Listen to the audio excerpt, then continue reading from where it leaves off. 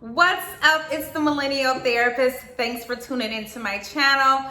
Don't forget to subscribe and like so that you can get more of this great material your way. So today I really want to share with you guys just some great tips to help you better adjust and manage some difficult times. We are so capable of doing hard things. And if 2020 have not showed you your ability to withstand, then honey, let me let you know that you are absolutely resilient. You were born to be resilient. There are qualities in you that allows you to withstand, but knowing when to activate these qualities, when to go in your toolbox, and what tools to best use when you are experiencing emotional distress. I just want to let you guys know that you are a rock star and you can do tough things, honey. You can do challenging things.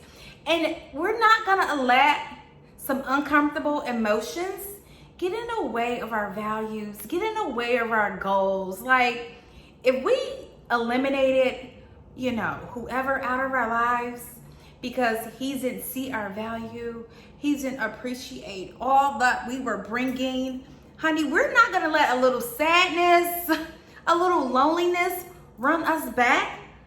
So many of you were not around when there was like dial-up. And I don't know if you guys know what dial-up internet is, but it gives you an idea of like the process of life and tolerating distress. See, before we had like Wi-Fi and internet was just accessible like wherever you go, see, we had to do something called like dial-up. And what dial-up like this, it had multiple steps for us to engage in before we could get access to what we wanted, which was the internet. See, now the internet is just like, it's there. It's kind of like air, I walk in my house and boom, I have internet. My phone connects. I walk into my parents' house, boom, my phone connects. It's just there. And we don't understand the process because we didn't see the process of getting internet from dial-up to air.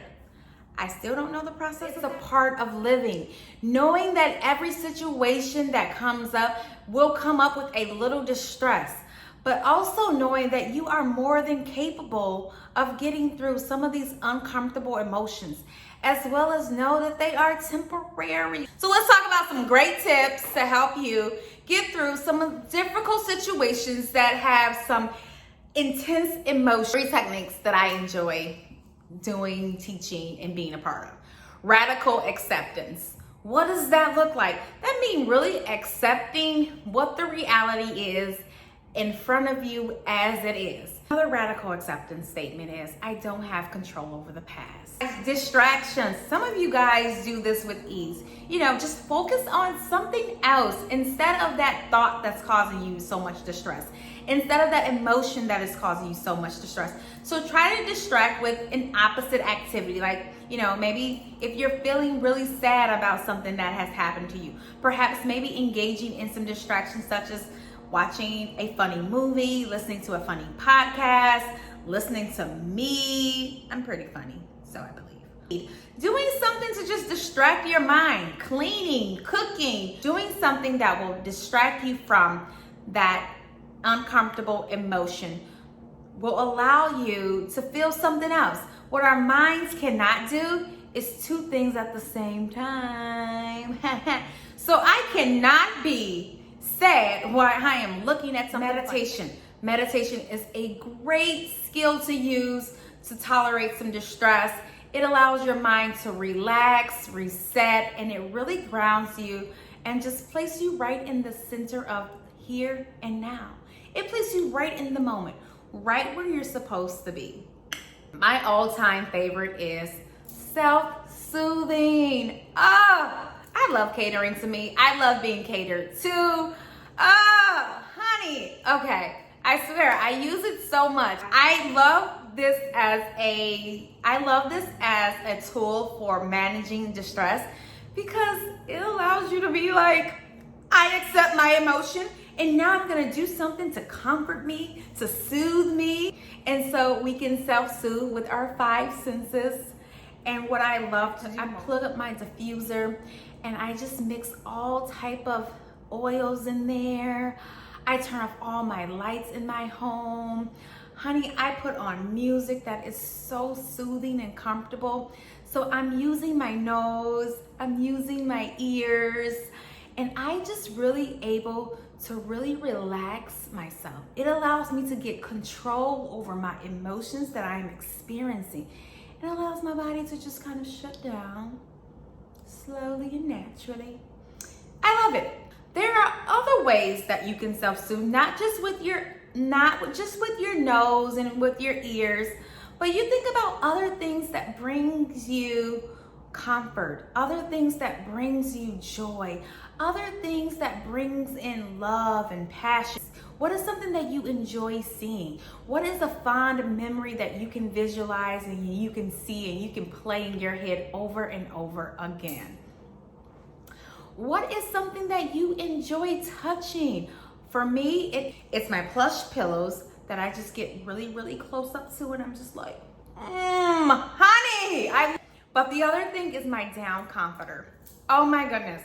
I make the temperature, especially in the summertime now, I've been making the temperatures are super cold in my room, and I just wrap myself up in that down comforter, and it just makes me feel so loved. Honey, I'm not alone anymore with that. I'd be like, who? Alone where? Alone who? No, she's not. Not her. Those are ways that you're able to just like soothe your own soul. So whatever it is that brings in that love, that brings in comfort, that brings in joy. And what is that? Something that you smell. What smells good? What tastes good? Honey, go make you some tea, some cookies, some brownies, some soup. What feels good? What feels good? What clothes feels good on you? What clothes do you wear and you like, oh my goodness, this feels so good on my body? What texture is that? What blanket is that? What pillow is that? Bring it on in. Bring it on in, honey. I love rubbing my feet on that rug right there. Okay, it's amazing. It is, it really is. Socialization is another great skill or tool to use when tolerating distress. What it pretty much does is allow you to like reach out and connect to others, ask for support, invite people over, be around people who are uplifting, who are nice, who are loving, who's caring, and who is kind to you. So yeah, we may have some sad days. Yeah, we may have some days that we cannot get out of bed, but knowing that there are things that we can apply to help regulate our emotions, and that we are in control of this being, of this body that we live in. And we have to make sure that we're making this space, this body, this temple, a comfortable place for us to live in. Because don't nobody else live here but us, honey. I live here. So everybody can't come in here and say anything to this temple, to this body, to this mind. And that means for me too. I can't say anything to me. I gotta make sure the words that I speak to me are kind. So yeah, so in those moments that you're saying things like, I can't stand this feeling, just know that this feeling is temporary. And you can tolerate this distress. You are capable of doing tough things. Life comes with distress, but it does not mean to give up. It's part of the process. And you are more than capable of being able to tolerate distress, tolerate discomfort, tolerate some uncomfortable emotions, and know that they're temporary, and this too shall pass. See, every new journey has anxiety. Every new adventure has something that's uncertain. Let's not allow distress or the fear of anxiety and the fear of uncomfortable emotions to hold us back from doing new experiences, from going after things that we want to do, for us being who we are. Some of you guys are asking for some extraordinary things, so understand that your process may look a whole lot different from your peers. But if you desire it, and if it's in your spirit to be desired, then you are more than capable of what. Keep thriving. And don't forget to subscribe and like so that you can get more